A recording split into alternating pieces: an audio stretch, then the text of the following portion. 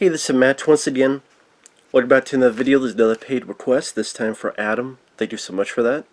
And for those interested in requesting pretty much any type of videos, topics, reactions, commentaries, reviews, re-reviews, what have you, feel free to send it either directly to my PayPal or join my Patreon. Both links are down below in the info box.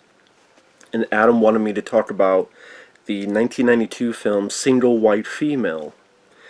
Now, I had seen this film before, but I think for a lot of people, the one thing they remember is when one person looks exactly like the other person. In case of this movie, Jennifer Jason Leigh comes out and she looks exactly like Bridget Fonda, the same dress, the same pumpkin type, red hair, and Bridget Fonda's reaction to that. That's like the one striking thing that people think about with this. But this is one of those films that was in that era where you saw a lot more of these type of thrillers. Now that I think about it, they don't make these type of thrillers as much anymore. Or if they do, they go straight to streaming, I guess. But this is the era that in the late 80s you had stuff like Fatal Attraction, and that was such a huge hit, so a lot of other movies followed suit. You had not only Single White Female, you had Sleeping with the Enemy with Julia Roberts. You had Unlawful Entry with Kurt Russell. You had Pacific Heights with Michael Keaton. You had The Hand That Rocks the Cradle. You had a lot of these type of thrillers that, for the most part, were being fairly successful at the box office. And so I would say how these are films that kind of took some attributes from slasher movies, but then they obviously had less gore, less exploitation, bigger stars, more slick productions, and were able to make it to a successful formula. And a decent amount of them were fairly good at that time. I enjoy Pacific Heights. Unlawful Entry is a great one. Yeah, a lot of those I don't mind. And I don't mind this one either. Pretty much you have Bridget Fonda as Allison, who is a software designer. She deals with software, but also with fashion design. She's with her hubby, played by Steven Weber, who was on the TV show Wings. He was in the remake of The Shining, the miniseries. One thing leads to another.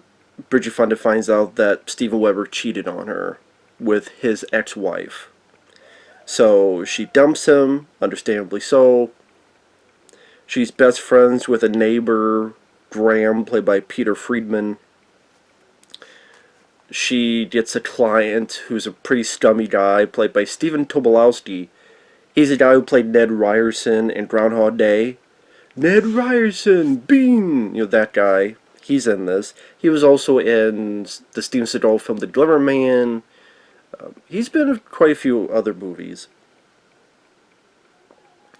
So, Bridget Fonda, she doesn't want to be alone. She's still upset about what happened with Steven Weber, so she decides to find a new roommate. And so you have this bit of a montage. Until finally, she's ready to break down, maybe call back Steven Weber, and then there's Jennifer Jason Leigh. Now, Jennifer Jason Leigh, the thing I remember from is the original The Hitcher, with C. Thomas Howell and Rutger Hauer. Of course, she's been in other stuff too, but that's what I remember the most from. And those are two actresses you don't really hear from much of nowadays. Like Bridget Fonda and Jennifer Jason Leigh, I can't even tell you what was the last film they did. I'd have to look it up.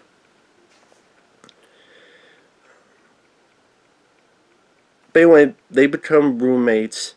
There's a montage of them hanging out, and Jennifer Jason Leigh seems like a nice girl. And then you notice certain weird things happening. Now, I know there are articles out there saying that this film is homophobic, because every fucking film's homophobic apparently, because there's little attributes that maybe Jennifer Jason Leigh has lesbian tendencies towards Bridget Fonda. I mean, granted, spoiler alert. I mean, for those who haven't seen this film from 1992, Jeffrey Jason Leigh isn't all right up there. And you find out that her character had this sister who died in an accident, and maybe Jeffrey Jason Leigh is suffering from survivor's guilt. She can't handle it. So when she meets someone who she thinks of as a sister, but then she is going to go back to her hubby and perhaps leave her, she doesn't take that well and becomes very violent. But you do see a little bit of lesbian tendencies, like, for example, when she gives Bridget Fonda some earrings and they look in the mirror, and you notice almost as if Jennifer is almost sniffing Bridget Fonda, or she's open to being naked and, or leaving the door open while she's pleasuring herself. Like, you need to look between the lines of that maybe Jennifer fell in love with Bridget Fonda. At one point, Bridget Fonda is tied up, is ready to get her throat slit, and the only way she can appease Jennifer is by a quick kiss on her lips. So, I mean, I guess it's not subtle. It's pretty, as subtle as a jackhammer, as a brick to the face. But that doesn't mean it's homophobic. I mean, there are killers of any sort, any color, any creed. That's like making the killer black and saying the film is racist. I mean, that's like saying, well, the only people that could be a killer is white and straight. I'm like, that's not really right or fair or correct. I mean, didn't Jeffrey Dahmer do certain things? Or what was that character Charlize Theron played in Monster? But I mean, you could look more into it in other aspects, but like I said, I don't think it's homophobic. I think that's a fucking stupid thing for people to say.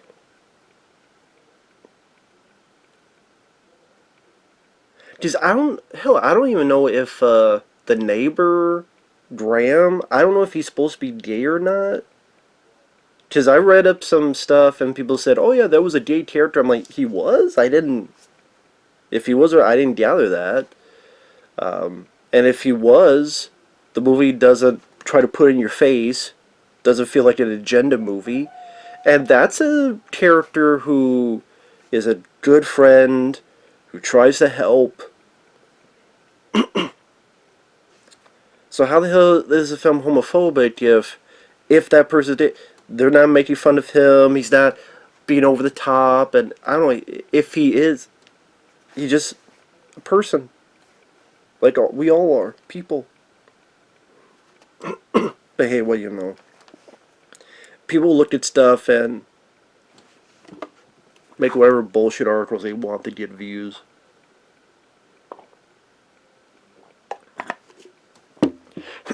What makes the film work is the two performances by the lead actresses. Because I wouldn't say it's like the most exciting film. There's a little bit of thrills at the end of the movie. I would say I would put films like Unlawful Entry, Pacific Heights, because I got a little bit more excitement out of them. Pacific Heights has a great performance by Michael Keaton. That's a standout as Carter Hayes. Really love the music, Hans Zimmer. There's one piece of music that I remember was used in a shitload of movie trailers afterward. It's a scene where Melanie Griffith is finding stuff in the Michael Keaton's motel room, and she fucks him over, and then she's getting out of the motel, and Michael Keaton's noticing her. Like, the music that plays under that, you would hear that music in like every thriller afterward. Trailer-wise, movie trailer-wise. And then Unlawful Entry with Kurt and Ray Liotta, that's, rest in peace Ray Liotta, that seemed a bit more of a, just, I had a bit more thrills from that compared to this. Like I said, this isn't bad, this is pretty decent because of the two lead performances.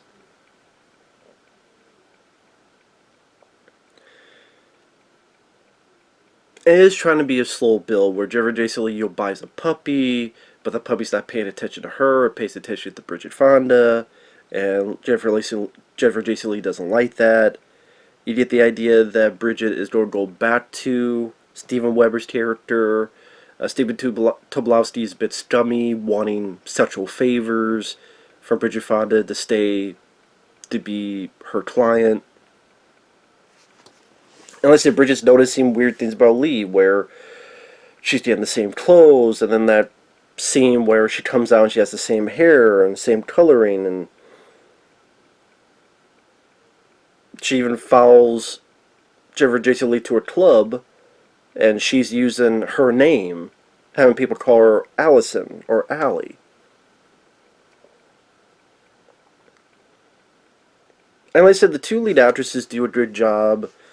You do have memorable scenes in it. I mentioned one with the identical thing. Super spoilers for those who want to see it. Of course, there's a bit where she pretends to be Bridget Fonda, is giving Steven Weber a blowjob, and then when he knows it, she forces him to stay and for him to finish. And when he says, "I don't want to tell her," she stabs him in the eye with a stiletto.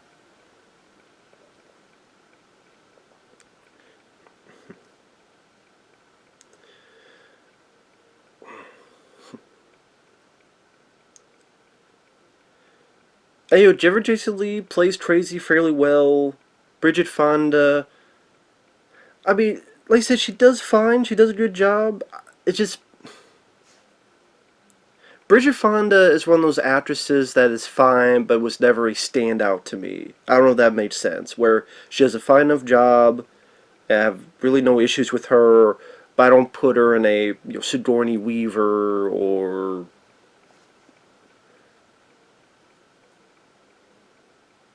like striking in performance. Like she's fine, she's likable, you feel sorry for her. And then you have this bit of, cat mouse, the stuff going on in the finale that I'm not going to get too much into to spoil everything. I thought the little fight at the end was pretty decent because there's some, ooh, ouch, injury. No one, they both are putting up their bit of the fight. It's not going to be a fucking martial arts fight, but they put a bit of the fight. Whether it be Bridget slamming Jennifer's arm in the elevator, or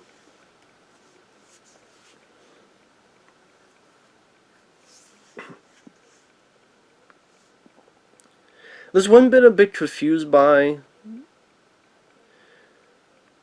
Bridget Fonda's being choked. I don't know if she faked being knocked out or she did get knocked down. She woke up.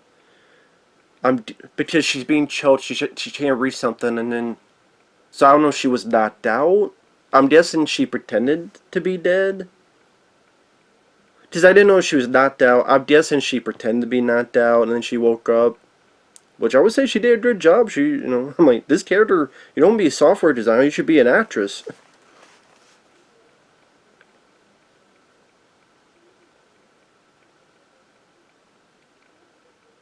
But it's one of those things that, okay, she pretended to be knocked out. There's no way she could know. I guess, what I'm saying is, if she pretended to be knocked out, she's very lucky that it came to a point that Jennifer Jason Leigh left her to give her enough time to get up and escape. Instead of, with her eyes closed, Jennifer was crazy enough to just fucking stab her like 5 more times in the chest or something. So I'm just saying, well, just Jennifer, she's likely Jennifer didn't do that. I do like they did not do the cliche of the killer you think is dead and then comes back for one last year, or the killer all of a sudden seems supernatural. Because sometimes in some of these thrillers, it's like, okay, it's trying to be a realistic movie, but then it does follow more of the slasher aspect where the killer just won't die. I'm glad they didn't do that aspect of the film. Like I said, overall, it's slickly filmed. The lighting, everything looks perfectly fine. The two actresses, they do a solid job. They're the reason to watch the film. This is a film that gets referenced a lot because of the concept. When I talked about the Child's Play remake, I said it reminded me of Single White Female. You know, whenever you, one that is so in love with the other that they seem, or they care about the other, they seem to be very protective, but protective in a bad, sick way. You think of the, like, it's a Single White Female thing. So it definitely put a stamp in pop culture because of that. Just not like it's a film that's talked about a lot nowadays, as in, I don't know if there's special edition Blu-rays or such of it. But at the same time, if you mention it, a lot of people can get that image in their brain. So maybe it's a movie. Maybe it's a movie that people remember scenes more than the actual movie.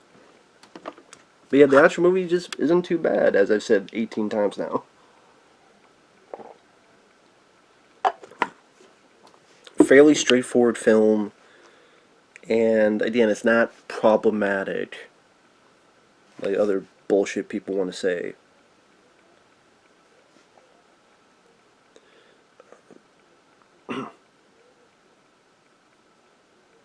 So yeah, with that said, thanks for watching, take care, and we'll see you guys later.